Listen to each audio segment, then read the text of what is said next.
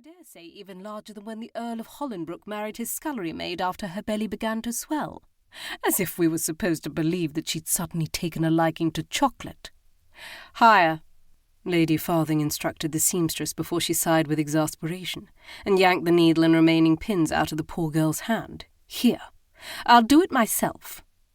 She ran a new piece of thread before turning her attention back to her friends.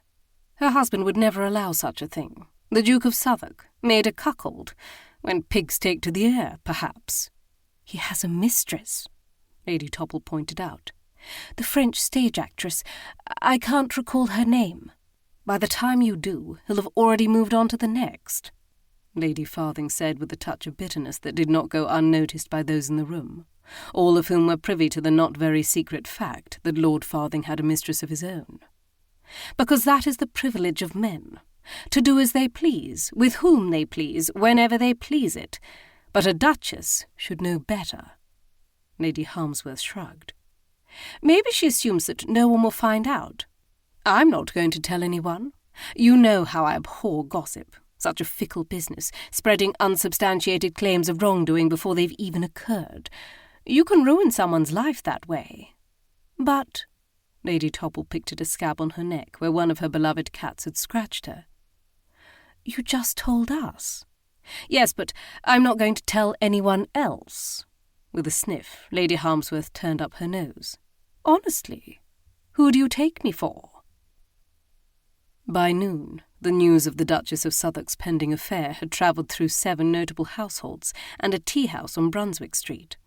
The brewing scandal was on the tip of every tongue, and it was a horse race to share the titillating gossip with anyone that hadn't heard it yet.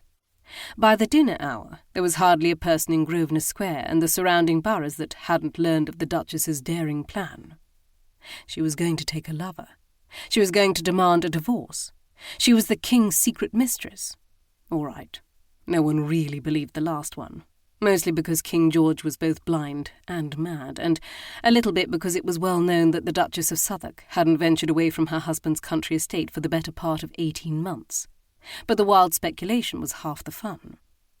By midnight, the rumours had reached all the way to March House, a prestigious gentlemen's club that specialised in high-stakes gambling, beautiful women, and discretion. It swept through the elegant mahogany bars and across the felt card tables like wildfire, leaving a myriad of reactions in its wake. Amazement, disbelief, shock. One gentleman in particular, however, had a distinctly different response. Tall and black-haired, with blue eyes that could slice like a knife, and a mouth capable of great cruelty, the Duke of Southwick merely lifted a brow when word of his wife's planned indiscretion travelled to the far corner of the club, where he was lounging against a wall, drink in hand.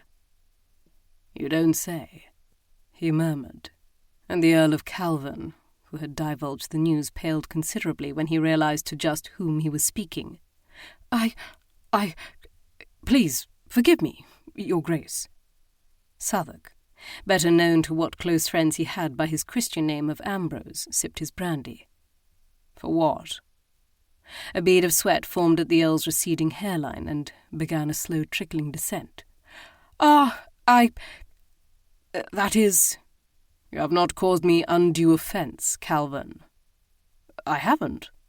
Calvin expelled an audible sigh of relief. "Are you certain?" Ambrose's smile did not touch the corners of his eyes. "If my darling wife manages to snare herself a lover, I'll be the first to offer my congratulations." I'm afraid I don't understand." "The Duchess is as cold as the ice you're using to water down perfectly good brandy. There's no man in England who would want to climb into bed beside her." Ambrose drained what remained of his drink, then set the empty glass aside for a servant to pick up. "I know that I don't. If you'll excuse me, Calvin, I've spied a more entertaining companion over there." The Duke walked away, but his absence did nothing to diminish the rumours. If anything, his callous remarks, repeated in hushed tones again and again, inflamed them to a fever pitch, and by the end of the night, all of London was on fire. Chapter 1. The next day. Southwark Castle, Derbyshire, England. Completely oblivious to the gossip that was taking the ton.